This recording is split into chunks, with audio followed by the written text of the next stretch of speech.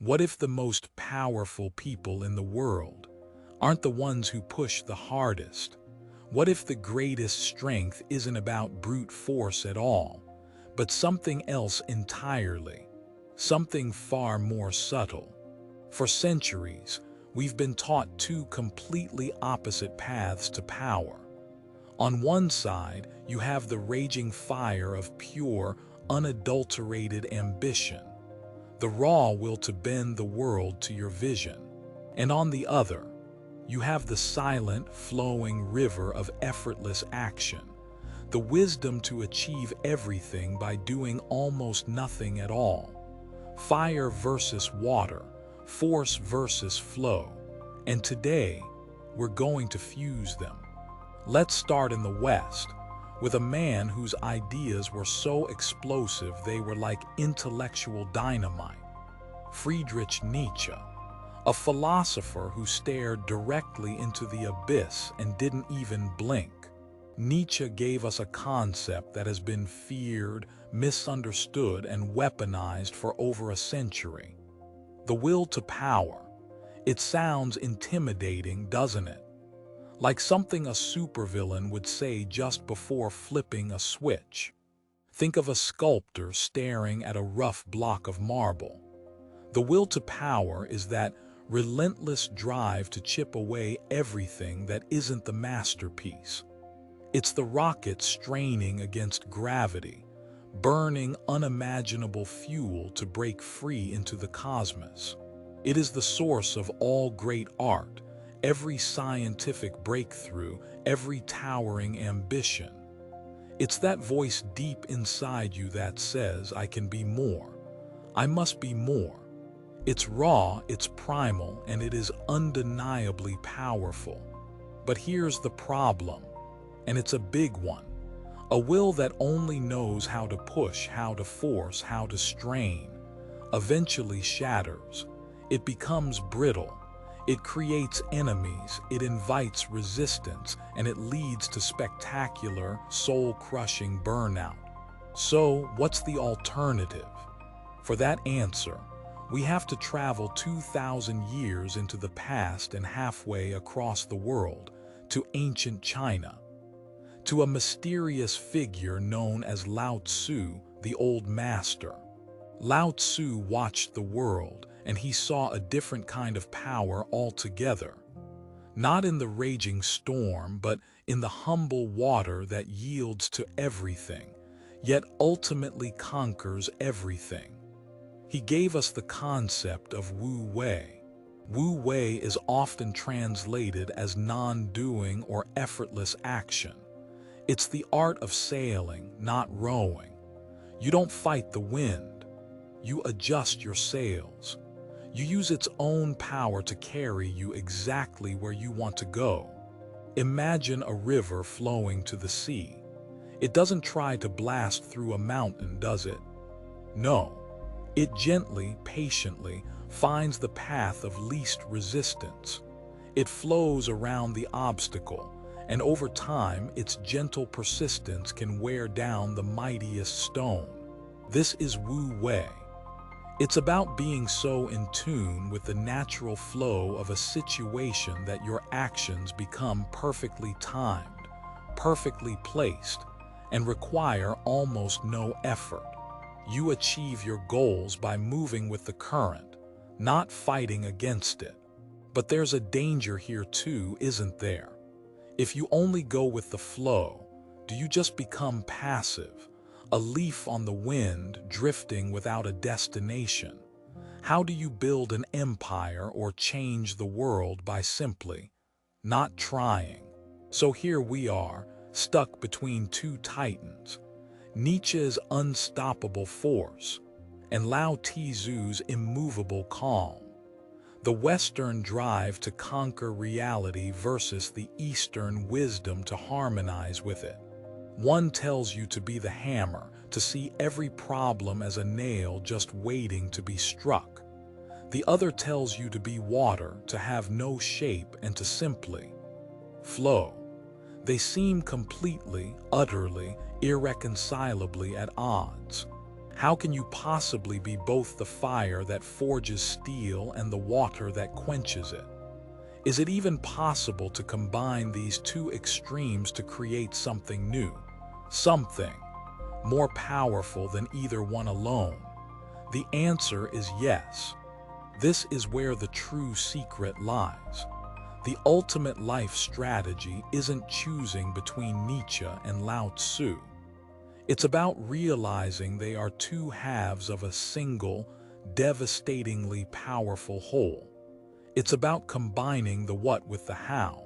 Your will to power, your Nietzschean fire, sets the destination. This is your non-negotiable goal. The mountain you will climb. The masterpiece you will create. This is the what. It is clear, absolute, and driven by your deepest ambition. Your Wu Wei, your Lao Tzu water, determines the path. This is the how. You don't charge straight up the sheer cliff face of the mountain. That's foolish. That leads to burnout and failure. That's the brute force approach we're leaving behind. Instead, you apply Wu Wei to the journey. You observe the terrain. You find the winding trail that already exists. You use the support of others. You rest when you need to. You adapt to the weather. You flow around obstacles with intelligent grace, all while your eyes remain locked on the summit. Think of a master martial artist. Their will to power is absolute, to win the fight, to neutralize the threat. That goal is fixed and unbending, but their movements, pure Wu Wei. They yield, they redirect, they use their opponent's own momentum against them. They flow around attacks, finding the perfect opening to strike with minimal effort and maximum impact. The will is the unbending iron core. The action is the flowing water that surrounds it. Or what about a master CEO? Their quarterly goal is a Nietzschean declaration of war on the market. We will capture this market share. We will launch this product. That will is unbending. But the daily strategy, pure Wu Wei, they adapt to new data. They pivot when a competitor makes an unexpected move. They listen to the flow of customer feedback. They don't force a failing strategy. They effortlessly guide the company along the path of least resistance, always steering towards that unyielding goal. This fusion creates a new state of being, a powerful hybrid we can call aggressive patience. You are aggressive in your ambition, but infinitely patient and flexible in your execution. You become a force of nature that cannot be stopped, because you are no longer fighting the nature of things. So how does this actually work in your life? Let's get practical. Think about your career.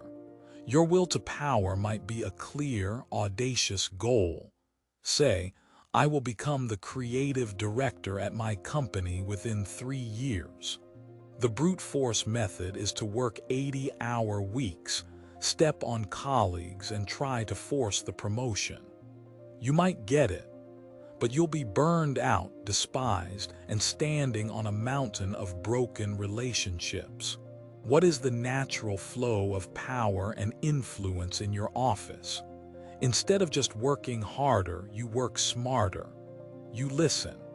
You identify the real problems your boss is facing and become the effortless solution. You build alliances. You make others look good. You don't take the role by force. You let the system pull you into it. What about relationships? Your will might be to build a deep, lasting partnership. The forceful approach is to smother them, to demand attention, to create drama, to feel connected. That just pushes people away. It's exhausting for everyone. The Wu Wei approach is to understand the other person's nature, their own flow. You create a space of trust and acceptance. You listen more than you talk. You don't force connection. You create the conditions where it blossoms. The will is the intent to grow a garden. Wu Wei is providing the water and sunlight. Even in your own personal growth, your will is to become disciplined or confident or knowledgeable. The old way is to force it with rigid schedules and self-punishment, which almost always leads to failure. The Wu Wei way is to find the path of least resistance. Start with a habit so small it's effortless. Work with your own psychology, not against it. Flow towards the person you want to become. You have to understand, this isn't just a set of clever tactics. It's a profound shift in how you see the world. You stop viewing obstacles as solid walls that you must smash through with your head. That's a losing game. The world has more walls than you have energy. You start to see them as they truly are, just rocks in a river. Your job isn't to break the rock. Your job is to be the river. And the river, always, gets to the sea. It doesn't win through brute force. It wins through persistence and relentless adaptability. When you master this, you become impossible to predict, impossible to control, because you're not playing by the same rules. They are playing checkers, trying to force their pieces across the board. You are playing Go, subtly placing stones, shaping the flow of the entire board until victory isn't just likely. It's the only possible outcome. You exert your will on the world, but you do it so gracefully, so naturally, that it doesn't even look like a struggle. You dominate situations not by being the loudest voice or the strongest fist, but by being the most intelligent, adaptable, and aligned presence in the room. The ultimate power is not found in the unbending will of Nietzsche alone, nor is it found in the passive acceptance of Lao Tzu. It is born in the paradox. It's the fire in your heart that sets the destination, and the water in your veins that carves the path. It's the focused intensity of a predator combined with the effortless grace of a flowing stream. This is the hidden key to advanced mental strength, the ability to be both the hammer and the water, and to know exactly when to strike and when to flow. So look at your own life. Where are you pushing too hard, meeting resistance with more foolish resistance? And where are you flowing too much with no destination in mind? Find the balance. Because the true secret to becoming an unstoppable force isn't learning how to push harder. It's learning when to stop pushing and start to flow.